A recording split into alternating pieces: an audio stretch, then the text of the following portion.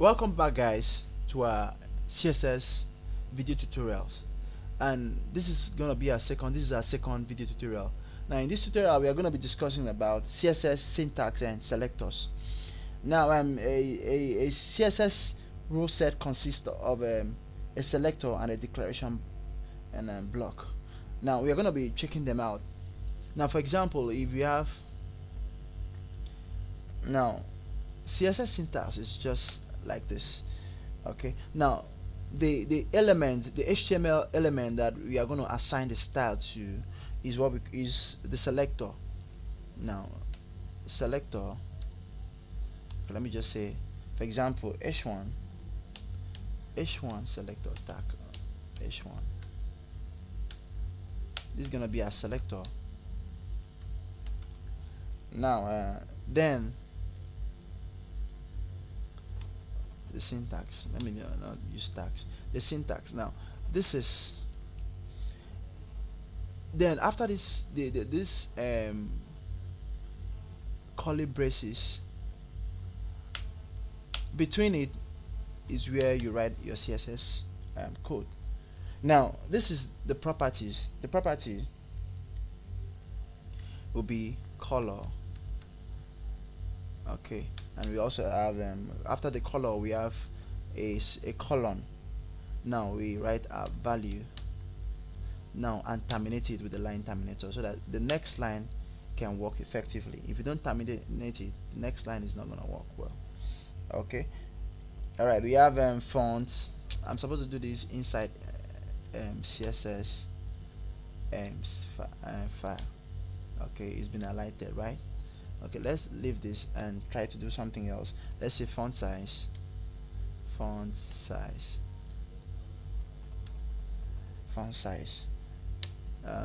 say 12 pixel. Now you can see the font size is not highlighted because this line is not terminated.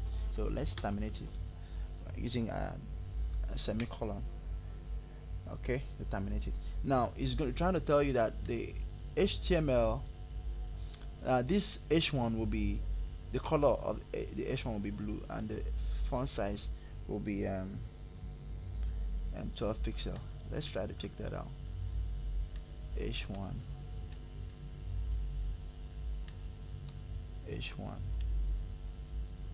this is a heading.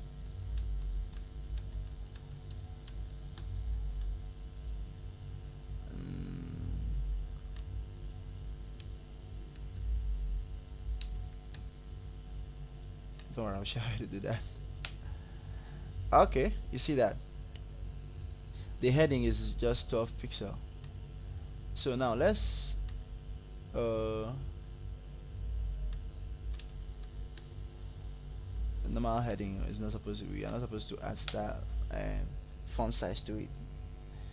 Okay, now you can see how it works, how it looks like now, how it looks now. The selector, the property, and the value. Okay, that's how it works. Then the selector points to the HTML element you want to style. Alright, that's cool. Now the declaration block contains one or more declarations separated by semicolon. Now this is a declaration block. Now this block, from this opening curly braces to the closing one. Now anything that runs here, anything that you write here is a block, is a declaration block. Okay,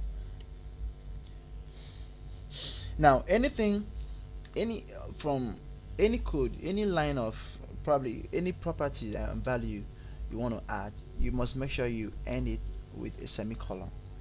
Okay, now the declaration are separated by semicolon. Each declaration includes the CSS property name and the value separated by a colon. Now a colon separates the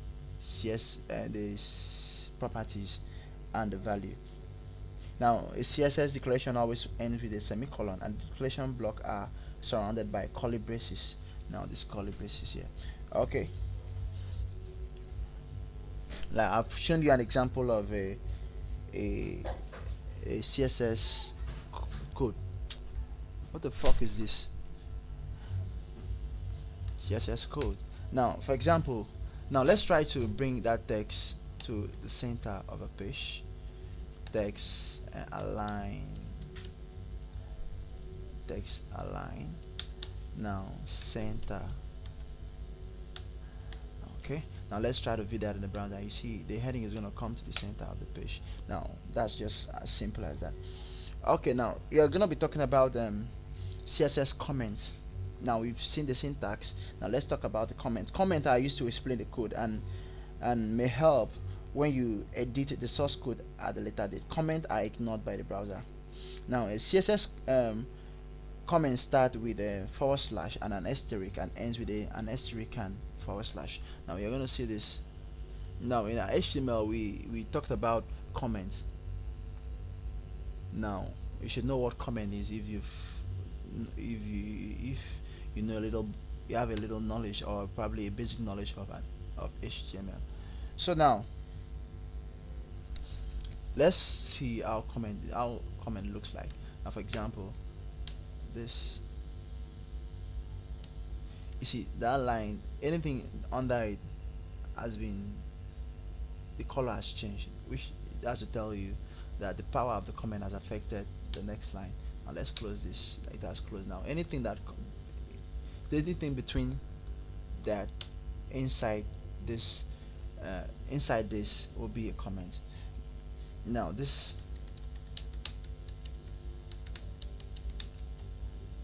a single line comment.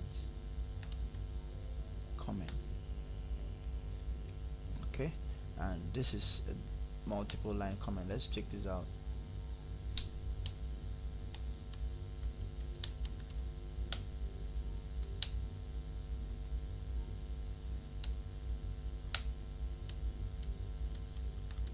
A multiple line comment.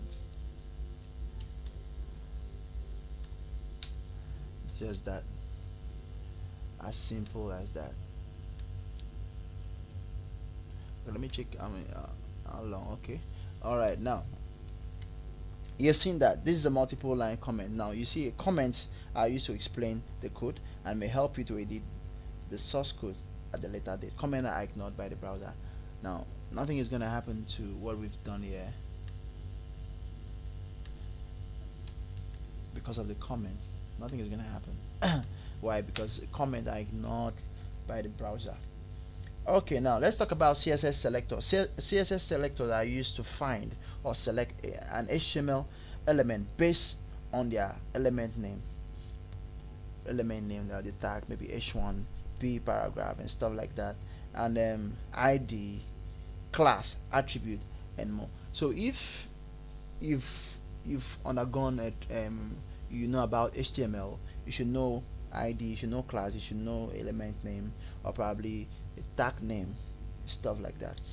Okay, the element selectors select element based on the element name. Now like what you've seen here, I selected this element with this element name, yeah, h1. Okay, you can select all h1 element on the page, like just like this. I can select paragraph with just p. Okay, now let me just check that out. P.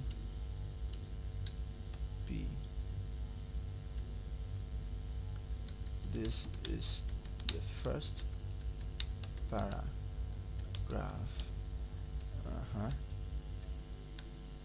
This should be the second paragraph. This is the second paragraph. So now if we have in our style sheet something like this, P, we are selecting this, P color, let's say red. Let me just say font family, and Badana. Okay, let's check that out. Now you will see that all the elements with all the paragraph will be affected. Why? Because we are selecting P. It means all the P paragraph will be affected. Okay, alright, you see all the paragraph is affected, as you can see. Okay, Now the ID selector uses the ID attribute of an HTML element to select a specific element. Okay, and ID should be unique within the page. So the ID selector is used if you want to select a single unique element. To select an element with a specific ID, write hash character. You write an hash character on your HTML. Select it. Oh, for example, if we have an ID here, let's say ID. Sorry. Okay, let's change this to ID attribute para1. Okay, now para1 is not going to be affected because it's P we were working on, and this is also P. So now if you can change, now para1 P hash para1, you can say color to be yellow, and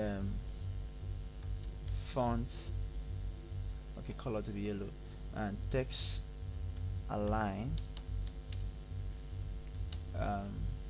center. Now let's see. Now the first paragraph will be aligned to the center. Why?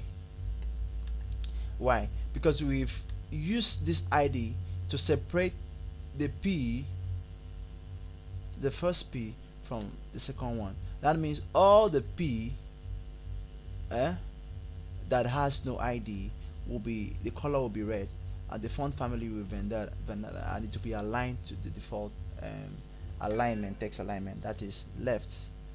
Okay, alright. Now the one with the ID will just follow the instruction we've given it. Okay, now it will be, the color will be yellow and the text will be aligned to the center, just like that. Okay, and another you shouldn't start, do not start an ID name with a number. ID name cannot start with a number. Okay, now let me check how long we have, but let me see. I'm not gonna finish this. Okay, we might continue this some other time. Okay, now this is just that. Okay, alright, now let's end this here so that we have time for the next part of the same syntax. We're actually going to talk about syntax in the next video. I don't want it to be boring. I just want it to be short videos for a particular topic. I don't want, if I can complete a kind of a topic in one tutorial, I'll do it, but if it's long a bit, because I really need to take time to explain this. So see you in the next video.